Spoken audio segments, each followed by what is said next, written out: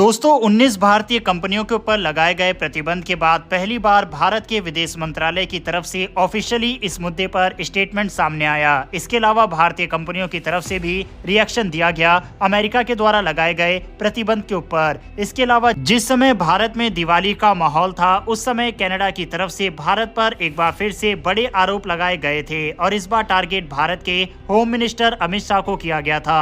इसके ऊपर भी भारत के विदेश मंत्रालय की तरफ से रिएक्शन सामने आया है। इन दोनों ही खबरों के बारे में इस वीडियो में डिटेल में बात करेंगे, इसीलिए वीडियो को अंत तक जरूर देखिएगा। तो चलिए शुरू करते हैं इस वीडियो को। पहले बात करते हैं कनाडा की। दरअसल 29 अक्टूबर को कनाडा के डेप्यूटी विदेश मंत्री डेविड मॉरिसन ने कनाडा की public safety and national security committee के सामने भारत के गृह मंत्री को लेकर कुछ विवादित बयान दिया। मॉरिसन का आरोप है कि अमित शाह खालिस्तानी आतंकवादियों को निशाना बनाने की साजिश में शामिल थे। भारत ने ऐसे आरोप पर जबरदस्त पलटवार करते हुए इसे बेहद कमजोर और बकवास बताया।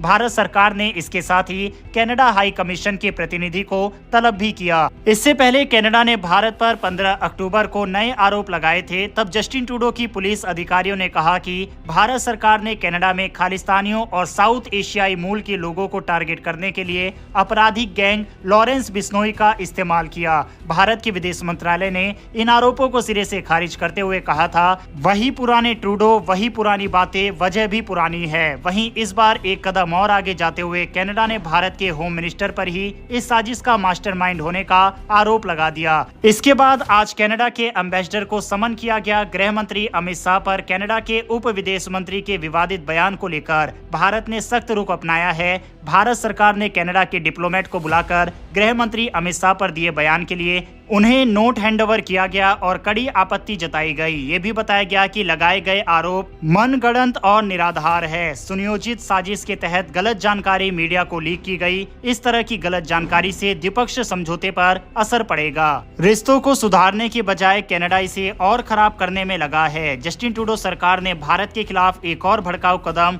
हाल ही में उठाया था। दरअसल कनाडा ने अपने सरकारी दस्तावेजों में भारत को शत्रु बताया। कनाडा ने भारत को दुश्मन देशों की लिस्ट में शामिल किया।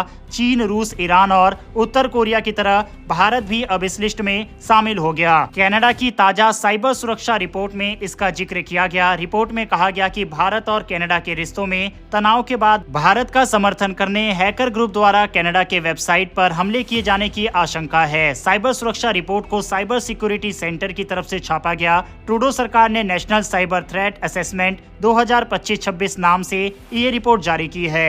रिपोर्ट में संदेह जताया गया कि भारत की ओर से कनाडा की वेबसाइटों पर साइबर अटैक किए जा सकते हैं। साफ है दोस्तों, कनाडा जिस तरह से लगातार नए नए आरोप लगा रहा है भारत के ऊपर, उससे यही लगता है कि ये सिर्फ जस्टिन ट्रूडो को लोकप्रियता हासिल करने का नया तरीका मात्र है, क्योंकि ऑलरेडी उनकी सत्ता खतरे में दिखाई दे रही है। बहरहाल बार बार कनाडा के द्वारा लगाए जा रहे इन आरोपों और जो कार्टून नेटवर्क कनाडा ने भारत के खिलाफ खोल रखा है, इस पर अपनी राय कमेंट बॉक्स में लिखकर बताइएगा। बढ़ते हमारी अगली खबर की तरफ, जो कि एक और बड़े नमूने अमेरिका को लेकर है। अमेरिका के द्वारा हाल ही में भारत की 19 एंटिटीज के ऊपर प्रतिबंध लगाया गया था और अमेरिका ये प्रतिबंध लगाकर सोच रहा था कि ना जाने उसने कितनी बड़ी उपलब्धि प्राप्त कर ली है। वहीं अब इन प्रतिबंधों को लेकर इन कंपनियों की तरफ से प्रतिक्रिया सामने आई और कंपनी की तरफ से कहा गया कि हमें अमेरिका के इन प्रतिबंधों से कोई खास फर्क नहीं पड़ता, क्योंकि हमारा जो व्यापार वगैरह है वह अमेरिका में नहीं है। इसीलिए अमेरिका के द्वारा प्रतिबंध लगाए जाने से उनके ऊपर 1% का भी नुकसान नहीं होगा।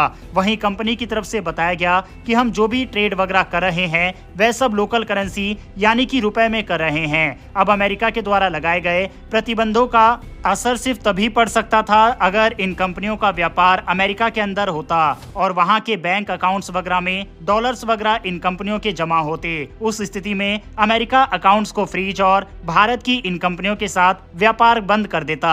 लेकिन क्योंकि इन कंपनियों के ना तो अकाउंट्स अमेरिका के अंदर है और ना ही उनके साथ कोई व्यापार हो रहा है, इसीलिए इससे कोई भी फर्क नहीं पड़ता। इतना ही नहीं, अमेरिका के द्वारा लगाए गए प्रतिबंध को लेकर भारत के विदेश मंत्रालय की तरफ से भी प्रतिक्रिया सामने आई, जिसमें कहा गया कि इन कंपनियों ने भारत के कानून को नहीं तोड़ा है, यानी कि एक तरह से भारत सरकार ने भी इन कंपनियों को बैक किया है। बहरहाल दोस्तों, अमेरिका अमेरिका और कनाडा के साथ जिस तरह से लगातार भारत के रिलेशन खराब होते जा रहे हैं, इस पर अपनी राय कमेंट बॉक्स में लिखकर बताइएगा।